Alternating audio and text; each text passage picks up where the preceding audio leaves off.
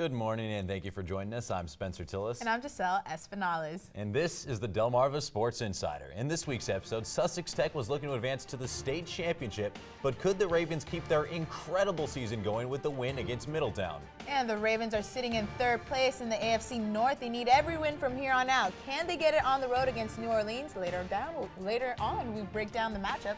And the Seagulls were back in the postseason for the 11th straight season, but could they come up with their second straight bowl win when they took on Albright? But first, we start your morning on a fast pace with high school football playoffs in Maryland. Easton traveled north and paid a visit to Kent Island. The winner of this game advances to the state semifinals, so let's go. And like I said, hold on to your hats. This game, just 1 minute and 42 seconds in, already the Buccaneers on the board after Zach Goodrich makes it into the end zone. 7-0. Kent Island, they are fired up, but still anybody's game. Next play, Kent Island in control, this time Stone Boone. That's a great football name, by the way. With the sweep off the left tackle, and just like that, 14 points on the board. And the Bucs offense doing their job, but what about the defense? Well, they're making plays too. Mike Quinn picks off Jalen Mahoney, and nobody able to stop him, gets 24 yards, and it would set them up for this Zach Smith touchdown, makes it 21-0, and this was still in the first quarter, and man, a tough game for Easton as they fall 41-0. Kent Island's win was its 9th straight win over Easton, dominating the Warriors. The Buccaneers are looking to advance to a state final for the first time in school history after missing out 3 misses.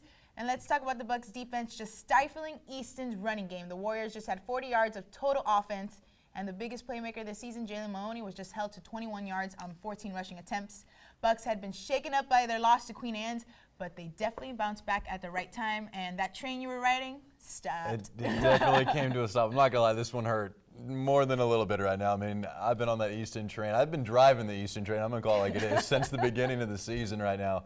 But I kind of need to take a step back and think about it. I mean, they did win at Queen Anne's last week in a playoff. Their first playoff game in 21 seasons. First time they'd beat Queen Anne's in over 10 years.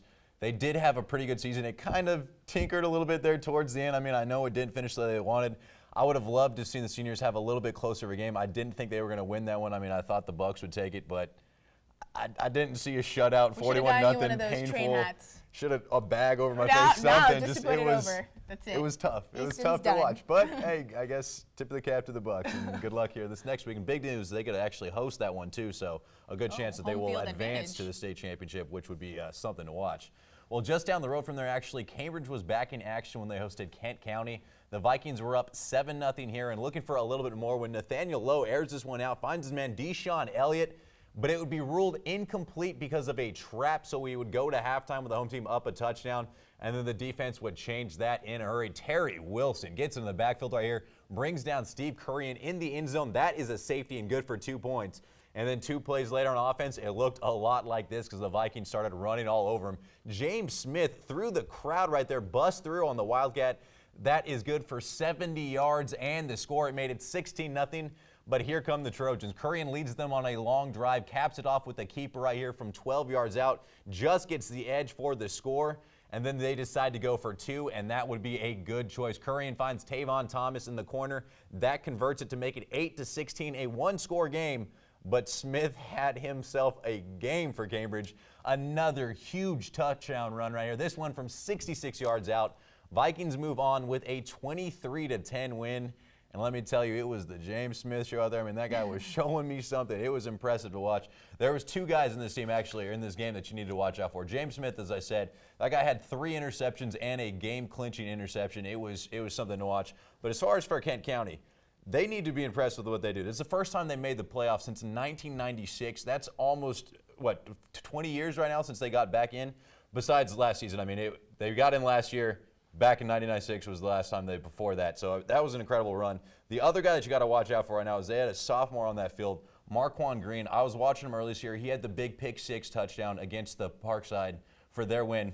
This guy was phenomenal. He was the best athlete in the field. And I think you got to watch out with him. He's only a sophomore. He's coming back. This team actually was pretty underclassmen laden.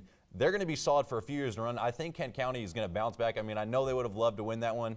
the fact of the matter is they're going to be around here for a few more years. I mean, this team from the beginning, Spencer, they've been ready for this. They've said before they played any games of the 2014 season that they will be the team to beat. And so far, nobody has been able to stop them in the playoffs. It's going to be interesting to see how the Vikings will do against their next opponent. But they are riding the wave, a strong wave, and I hope, they take it all the way. This team's confident. You always got to like confidence in teams. You definitely do got to like that. All right, we're going to take our first quick commercial break, but do not go anywhere, because on the other side, we are still talking high school playoff football. The Bulldogs in the state semis, but how'd they do? Find out next. This is Leon Flournoy from Easton High, middle linebacker, and you're watching the Del Moore Sports Insider.